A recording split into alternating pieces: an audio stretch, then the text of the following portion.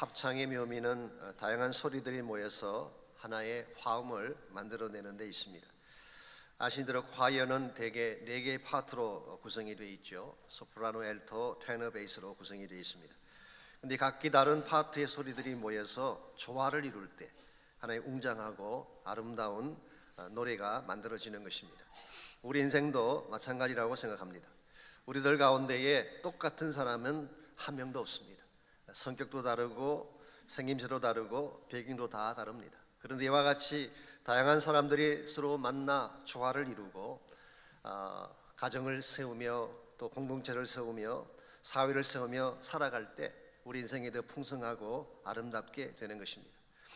몇 년 전에 한국에서 상영된 영화 중에 하모니라고 하는 영화가 있었습니다. 김윤진과 나문희가 주연한 정말 강한 감동을 안겨주었던 좋은 영화라고 합니다. 그 영화의 스토리는 여자 교도소에 들어온 재수자들이 합창단을 만드는 그런 이야기를 담고 있습니다. 그곳에 들어온 사람들은 저마다 아픈 상처가 있는 사람들입니다. 폭행당하고 배신당하고 버림받은 사람들. 그랬기에 그들의 가슴 깊은 곳에는 증오심과 절망으로 가득 차 있는 사람들. 특별히 그 중에 주인공인 김윤지는 폭행하는 남편을 견디다 못해서 우발적으로 살인을 하게 되고 여기서 감옥에 들어오게 됐습니다. 감옥에 들어와 봤더니 배 안에 아기가 임신되어 있는 것입니다. 그래서 감옥 안에서 아들을 낳고 18개월을 키웠지만 결국 규정 때문에 다른 곳에 입양을 떠나보내야 되는 아픔을 가진 여자였습니다. 나문희는 전직 음대 교수였는데 자기 제자와 남편의 불륜 현장을 목격하고 그들을 죽이는 바람에 사형 선고를 받고 사형 집행을 기다리는 사형수였습니다. 이와 같은 사람들의 가슴 속에 무슨 노래가 있겠어요? 무슨 기쁨이 있겠습니까? 그럼에도 불구하고 그들은 희망을 품고 합창단을 만들고 열심히 연습을 해서 드디어 공연을 갖게 됩니다. 그 공연장에는 외부에서 많은 관객들이 참석을 했고 또 재수자들의 가족들도 공연장 안에 함께 들어와 있었습니다. 그때 하얀 드레스를 차려입고 솔베이지송을 불렀을 때에 먼발치 객석에 앉아있던 가족들이 흐느끼 울기 시작을 했습니다.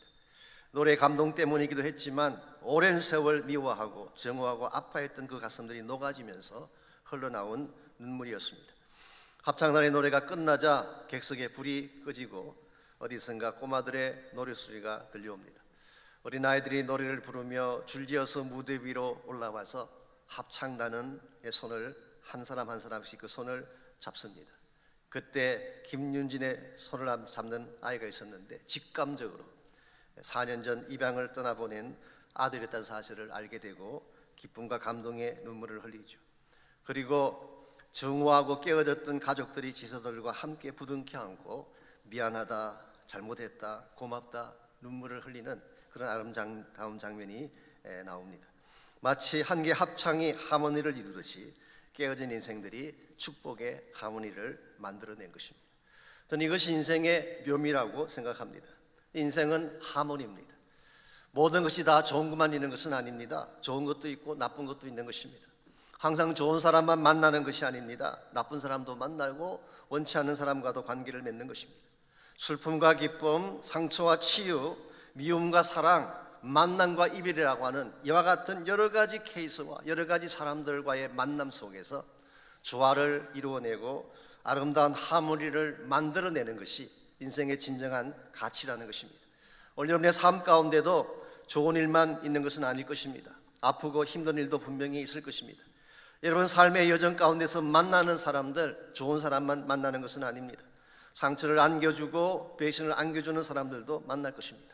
그러나 누구를 만나든지 어떤 일을 경험하든지 그들과 함께 어우러져서 한 개의 하모니를 만들어낼 수만 있다면 우리 인생은 더 강해질 수 있고 더 아름다워질 수가 있는 것입니다.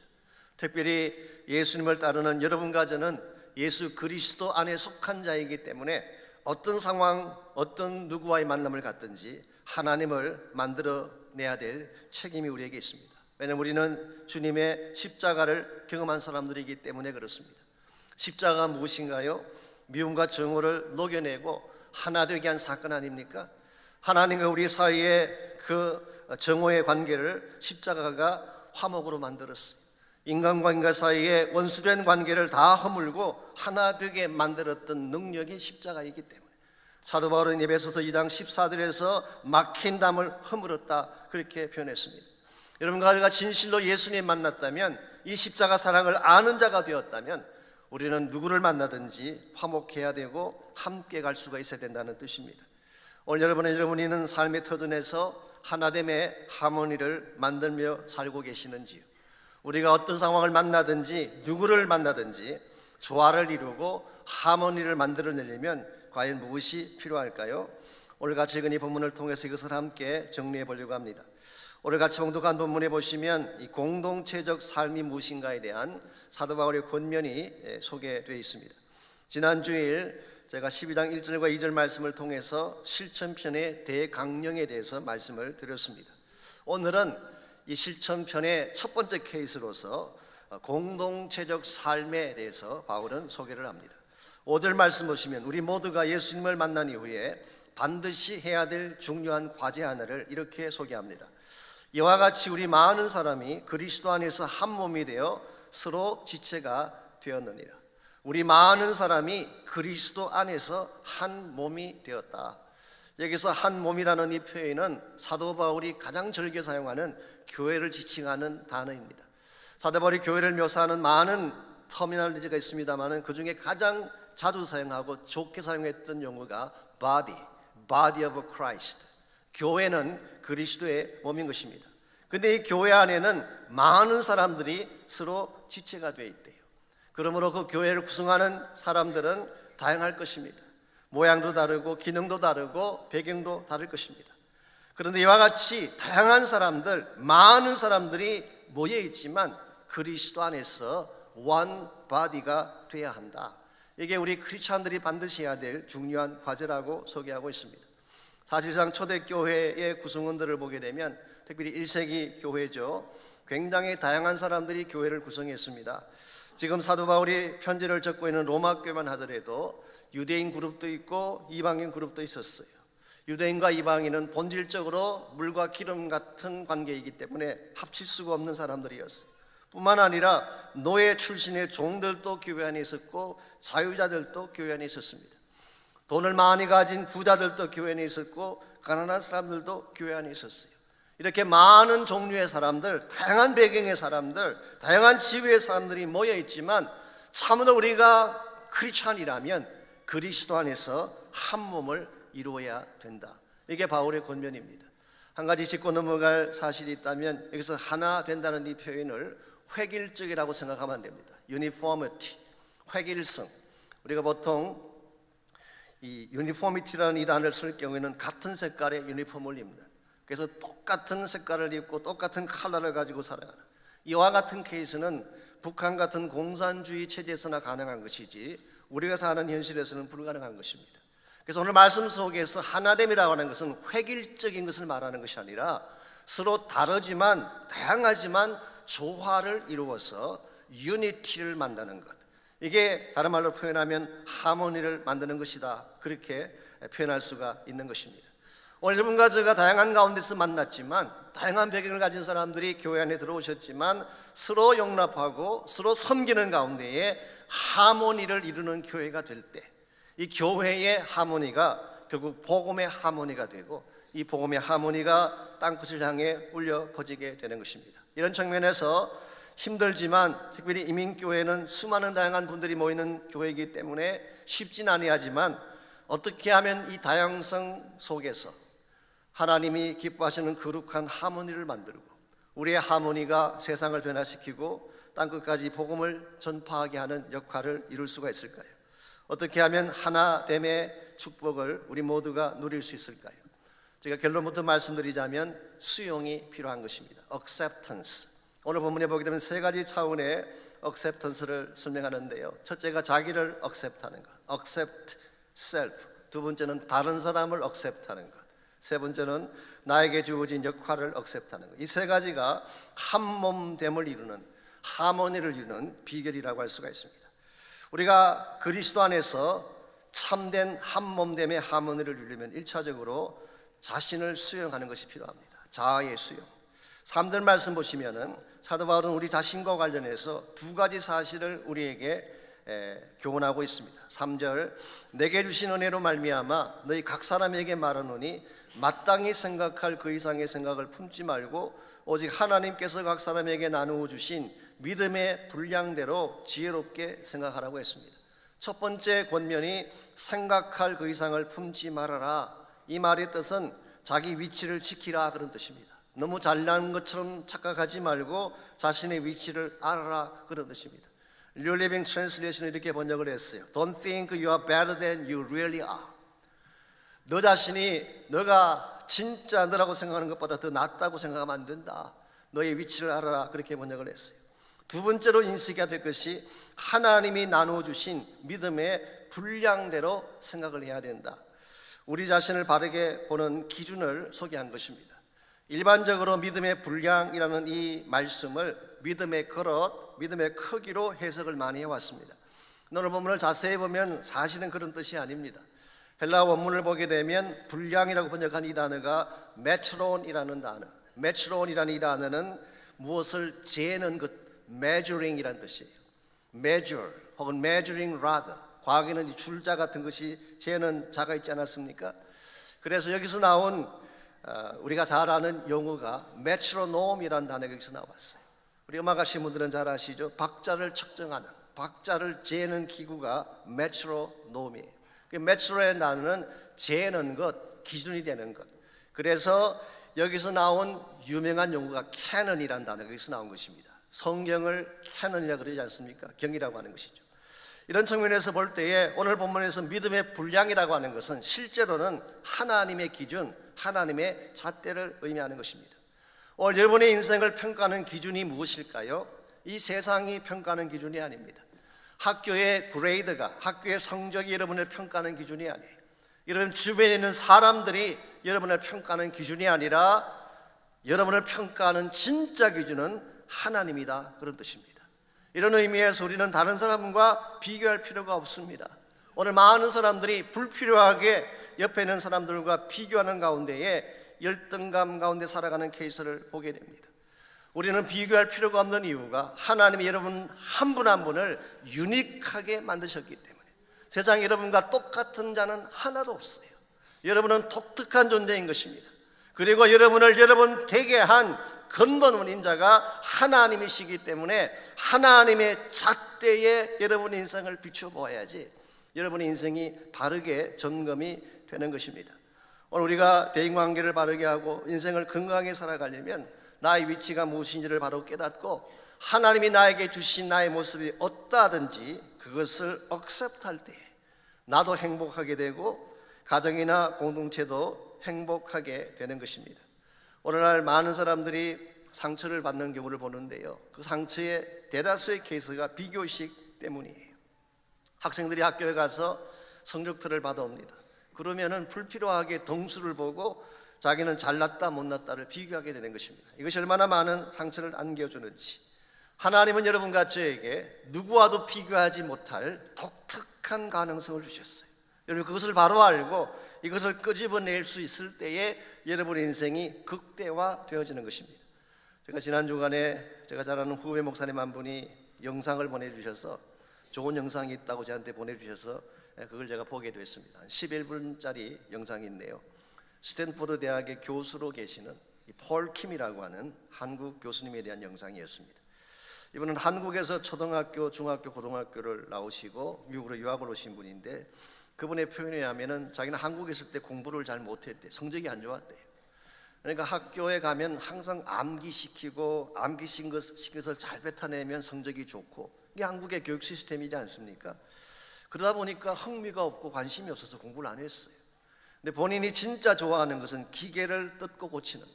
그래서 집안에 있는 전자기기나 기계들은 전부 다 뜯고 조립하는 이 일만 관심을 가졌어요. 그러다 보니까 학교 성적이 좋을 리가 없고 학교 기준에 의하면은 이 사람은 우등생이 아니라 낙방생에 당했던 것입니다. 그러다가 미국에 유학을 와서 대학교에서 공부를 하게 되는데 본인의 표현에 의하면은 그가 만났던 한 교수님 때문에 자기 인생이 바뀌게 됐다는 그런 말씀을 하셨어요. 이 교수님이 시험을 보는데 학생들을 다 모아놓고 시험을 보는데 클래식 뮤직을 틀어준 후에 이 감상문 에세이를 쓰라고 그렇게 문제를 내줬어요. 에세이를 쓰려면은 여러 장을 영어로 써야 되는데 이번에 문제가 뭘까요? 영어가 안 되는 것입니다. 그래서 1시간 동안 가만히 앉아 있다가 자기는 딱 한 문장 적고 나왔대. Classic music is good이라고 하는 딱 한 문장만 적고 나왔어요. 그때 교수가 불렀어요. 아니 그래도 시험인데 이렇게 쓰면 어떡하느냐고. 그래서 말을 했습니다. 사실은 제가 영어를 잘 못합니다. 그랬더니 교수님이 영어를 못하면 한국말로 써오면 될 거 아니냐. 한국말로 써오라 그랬어요. 한국말로 적어가지고 갔더니 교수가 사전을 가져오게 하고 그 한국말로 적은 것을 하나씩 해석을 하게 했어요. 그랬더니 교수가 그 적힌 내용을 알게 되고 그 내용을 다 들은 후에 A를 줬대요. 자, 영어를 하나도 하지 못하는 이 학생에게 어떻게 A가 가능했을까요? 교수의 설명이 다음과 같습니다. 내가 너에게 테스트한 것은 영어를 테스트한 것이 아니라 음악에 대한 내용을 테스트한 거다. 만일 이 시간이 영어 시간이었다면 당연히 F를 받아야 되겠지만 음악 시간인데 왜 영어를 기준으로 평가를 하냐는 거예요. 그때 이분이 마음속에 굉장히 중요한 한 가지가 깨달아지게 됐습니다. 아하, 무엇이든지 평가하는 데는 기준이 있구나. 그 기준에 맞춰서 평가를 해야지 정확한 평가 결과가 나오는 것이지 학교가 만들어 놓은 기준에 따라서 사회가 만들어 놓은 기준에 따라서 내 인생을 평가하려고 하니까 우리는 그 기준에 미치지 못하면 패배자가 되는 것입니다. 그래서 세상의 기준이나 사람들의 기준이 아니라 하나님이 나의 인생을 창조하실 때 세워진 그 기준을 본인이 인식을 하고 거기에 전념을 다 쏟게 되면 내가 성공자가 될 수 있겠구나. 그래서 그는 자기에게 주어진 장점을 끄집어내고 그것을 극대화시켜서 공부를 한 결과 그는 교육공학이라는 공부를 하고 박사학위를 마치고 스탠포드 대학의 교수가 되고 지금 현재도 교육대학원의 부학장으로 사역하고 있다고 합니다. 오늘 여러분의 인생을 평가하는 기준이 누구일까요? 하나님입니다. 여러분이 가지신 포텐셜을 누가 가장 잘 알까요? 여러분을 창조하신 하나님이에요. 여러분의 인생의 잣대를 세상에 맡기지 마세요. 주변 사람들의 평가에 맡기지 마십시오. 이 땅 사람들이 이미 설정해 놓은 그 기준에 여러분의 인생을 맡기지 말고 하나님의 기준에 여러분 삶을 맡기게 되면 여러분의 진짜 모습을 발견하게 되고 그때 여러분의 삶이 진정한 가치와 열매를 향해 나아갈 수가 있는 것입니다. 이런 측면에서 잘났건 못났건 사람들이 볼 때에 잘났다고 이야기하든 못났다고 이야기하든 하나님이 나에게 주신 것을 그대로 억셉트하고 그것을 감사하며 수용하며 살아갈 때 여러분은 거룩한 하모니를 만들어낼 수가 있고 건강한 인생의 열매를 만들어낼 수가 있습니다. 두 번째로 이와 같이 나를 억셉트할 뿐만 아니라 두 번째로 서로의 다름을 수용할 때, 즉 다른 사람들이 가지고 있는 다른 점, difference를 억셉트할 때 그때 우리가 건강한 대인관계, 건강한 공동체를 만들어갈 수가 있습니다. 제가 방금 말씀드린 것처럼 하나님은 여러분 한 분 한 분을 유니크하게 만드셨기 때문에 우리는 서로 다를 수밖에 없어요. 여러분 다른 게 정상이에요. 같은 게 이상한 거예요. 부부관계에서 많은 갈등을 갖는데요, 성격이 다른 게 정상이에요. 취미가 다른 게 정상이에요. 하나님이 우리 한 사람 한 사람을 유니크하게 만드셨기 때문에 그러므로 참된 지혜는 서로의 다름을 인정하고 그것을 받아들이는 것이지 나와 다른 것은 틀렸다고 말하는 순간부터 관계는 깨어지고 우리의 삶은 황폐하게 되는 것입니다. 그래서 4절 말씀 보시면은 바울은 이렇게 말합니다. 우리가 한 몸에 많은 지체를 가졌으나 모든 지체가 같은 기능을 가진 것이 아니라고 했어요. 하나님의 교회에 많은 지체들이 있는데 많은 성도들이 있고 다양한 사람들이 있는데 같은 기능을 가진 것이 아니다. 쉽게 표현하면 다르다 그런 뜻입니다. 눈은 눈의 기능이 있습니다. 손은 손의 기능이 있습니다. 발은 발의 기능이 있습니다. 나에게 주어진 독특한 기능을 내가 사용하는 것입니다. 그러므로 다른 사람들이 가지고 있는 기능을 가지고 옳다 그러다 말할 자격이 우리에게 없어요. 다른 것을 인정하고 그것을 받아들일 때 우리 관계는 더 건강해지게 되고 아름다워지게 되는 것입니다. 부부 싸움을 하는 경우도 가만히 이렇게 점검을 해보면 실제로는 서로 다른 것 때문에 싸우는 거예요. 사실은 누가 옳고 그런 것이 있는 것이 아니라 다르기 때문에, 나와 다르면 다 틀린 거예요. 예를 들어서 채식을 좋아하는 아내에게 돼지 삼겹살 먹는 남편은 틀린 사람이에요.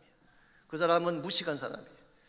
혹은 돈 쓰기를 절제하는 남편에게 쇼핑 좋아하는 아내가 있다면 그 아내는 문제가 있는 것입니다. 우리가 우리 입장에서, 나의 기준에서 모든 것을 평가하려고 하다 보니까 사실은 아름답게 잘 만들어 갈 수도 있는 관계성을 오히려 깨뜨리고 파괴시키는 것입니다. 한국의 어느 가정법정에서 이런 일이 있었습니다. 한 부부가 이혼하겠다고 법정에 온 것입니다. 그때 판사가 이혼의 사유가 뭐냐 물었더니 부부가 이렇게 설명을 했습니다. 두 사람이 같이 감자를 삶아 먹다가 남편이 아내 보고 고추장 좀 가져오라 그랬어요. 그랬더니 부인이 말하기를, 아니 무식하게 감자를 누가 고추장에 찍어 먹냐고, 소금에 찍어 먹어야지. 그 두 사람이 고추장이냐 소금이냐 이것 때문에 싸우다가 이혼까지 하게 된 거죠. 듣고 있던 판사가, 야 그만한 일 가지고 뭘 그러냐 그랬더니 부부가 말합니다. 판사님, 남의 일이라고 그렇게 쉽게 말하지 마세요. 그럼 판사님이라면 어떻게 하시겠습니까? 그때 판사가 답을 했어요. 저는 고추장도 소금도 아닌 설탕에 찍어 먹습니다. 사람은 다 다르다는 것입니다. 내가 설탕을 좋아한다고 상대도 좋아해야 될 이유가 없어. 내가 소금에 찍어 먹는다고 다 소금에 찍어 먹는 것이 아닙니다. 다름을 인정하는 것입니다. 서로 다른 것을 존중해 주는 것입니다. 이와 같은 일을 할 때에 관계가 더 건강해지고 하나님께서 기뻐하시는 열매를 맺는 것입니다. 여러분이 사도행전 1장 13절에 보시게 되면 초대교회의 원 멤버들의 리스트가 나옵니다. 소위 말하는 차트 멤버들, 초대교회를 처음 시작했던 원 멤버들의 명단이 나오는데요, 다락방에 모였던 11명의 제자들 명단이 사도행전 1장 13절에 기록되어 있습니다. 그 명단을 보게 되면 도저히 함께 갈 수 없는 두 사람의 이름이 나와요. 한 사람 이름이 마태였고 또 한 사람 이름이 셀롯인 시몬이었습니다. 마태는 원래 뭐 하다 온 사람입니까? 세리 일을 하다가, 즉 세리 출신이었어요. 이 텍스 컬렉터, 이 세리라고 하는 직업은 예수님 당시 때는 유대인들이 가장 혐오하고 미워하는 직이었어요. 왜냐하면 로마의 앞잡이 노릇을 하면서 자기 동족의 피를 빨아먹는 더러운 악질 같은 사람이었기 때문에 이 마태가 그 일하다가 예수님의 12명에 조인한 것입니다. 그 반면에 샬롯인 시몬은 어떤 사람입니까? 셀롯인 시몬, 셀롯. 이 셀롯이라고 번역한 이것은 사실은 질럿이라고 하는 열심당원이라는 뜻을 그렇게 번역한 것입니다. 이 열심당원이라는 사람들은 민족주의자들입니다. 가슴에 당금을 품고 다니면서 로마 유명인사들을 실제로 살인하고 죽이던 애국지사들이었어요. 한국으로 말하면 독립지사 같은 사람들이 셀롯인들인 것입니다. 자, 마태는 동족의 피를 빨아먹는 악한 이와 같은 매국노 같은 일을 하던 사람이고, 셀롯인 시몬은 동족을 위해서 당금을 품고 다닐 정도로 나라를 사랑하고 유다민족을 사랑했던 두 사람, 이 두 사람이 한 팀이 됐어요. 함께 갈 수가 있을까요? 혹시 여러분이면은 하나님의 교회에서 이런 케이스의 사람을 만났다면 같이 갈 수가 있을까요? 그런데 성경에 보면 이 두 사람이 한 팀이 되어서 예루살렘 교회를 시작한 것입니다. 어떻게 이와 같은 것이 가능했을까요? 도저히 함께 갈 수 없는 물과 기름 같은 이 두 사람이 어떻게 한 팀이 되어서 하나님의 거룩한 교회를 세울 수가 있었을까요? 아마도 1차적인 이유는 예수님의 십자가 때문일 것입니다. 그들은 십자가 사건을 보면서 십자가가 모든 것을 품는 사건인 것을 알았어요. 이번 자기를 찌르는 원수까지도 품으시는 예수의 십자가를 보는 순간 우리 마음속에 있던 증오심이나 미움은 아무것도 아니구나, 십자가 앞에 아무것도 아니구나, 이 사실을 그가 깨달은 것이 1차적인 이유라면, 또 한 가지 이유는 바로 오순절 다락방에 임한 성령의 역사 때문이었어요. 오순절날 성령께서 그들이 모이는 그 자리에 강력하게 임재하실 때에 그 성령의 뜨거운 역사가 그들의 가슴을 녹여내고 그들의 마음을 변화시켰기 때문에 원수처럼 살아야 했던 그 사람들이 하나가 되어지고 상대를 수용하고 함께 팀이 되어 가는 것이 가능했던 것입니다. 오늘과 저의 삶 가운데도 우리 힘만으로 상대를 수용한다는 것 결코 쉽지 않습니다. 나와 다른 사람을 내가 동등하게 인정하는 것 쉽지 않아요. 특별히 나에게 상처를 안겼다거나 아픔을 안겼다면 그 사람을 어떻게 내가 받아들일 수가 있겠어요? 그러나 그리스도의 십자가 안에서 성령 받으면 할 수 있어요. 성령은 미움의 장벽을 깨뜨리는 파워이기 때문에, 모든 정오심과 차별을 깨뜨리는 파워이기 때문에, 이와 같이 우리가 성령 안에서, 십자가의 능력과 성령 안에서 하나님을 바라보게 되면 우리는 상대를 억셉트할 수가 있게 되고, 하나가 되어서 더 큰 하나님의 부르심인 복음의 사역을 향해 나아갈 수가 있는 것입니다. 저는 저희 교회가 성령 안에서 하나 되는 교회가 되기를 주의 이름으로 축원합니다. 먼저 된 사람이건 나중된 사람이건 잘난 사람이건 못난 사람이건 우리의 출신이나 우리의 배경에 상관하지 아니하고 모두가 서로를 수용하고 받아들일 때 한 마음의 역사가 일어나게 되고, 그때 하나님이 기뻐하시는 복음의 하모니가 땅 끝까지 울려 퍼지게 되는 것입니다. 이와 같이 하나님의 하모니를 이루려면 첫째는 여러분 자신을 수용하셔야 돼요. 두 번째는 다른 사람들의 다름을 수용해야 됩니다. 마지막 세 번째로 필요한 것이 나에게 맡겨진 역할을 수용하는 것입니다. 우리 모두에게는 내가 아니면 할 수 없는 독특한 역할들이 있어요. 이것을 잘 깨닫고 이 역할을 수용할 때 우리가 그리스도의 몸을 빌드업할 수가 있습니다. 6절 말씀 보시면 우리가 역할을 감당하기 위해서 꼭 받아야 될 소중한 선물이 무엇인가가 나와 있습니다. 6절, 우리에게 주신 은혜대로 받은 은사가 각각 다르니 혹 예언이면 믿음의 분수대로. 자, 오늘 6절에서 8절까지를 보게 되면 7가지 은사가 나열이 되어 있습니다. 예언의 은사, 섬김의 은사, 가르침의 은사, 위로의 은사, 구제, 다스림, 긍휼이라고 하는 7가지 은사가 나열이 되어 있습니다. 은사가 무엇인가요? 이 은사라고 하는 것은 하나님이 주신 특별한 선물을 말합니다. 여러분과 제가 예수님을 영접하는 순간 성령께서 우리 안에 내주하기 시작합니다. 더 정확하게 말하면 내가 예수를 영접하는 순간 성령이 나를 거듭나게 하셔서, 그리고 내 안에 오셔서 나와 함께 구속의 날까지 동행하시는 것입니다.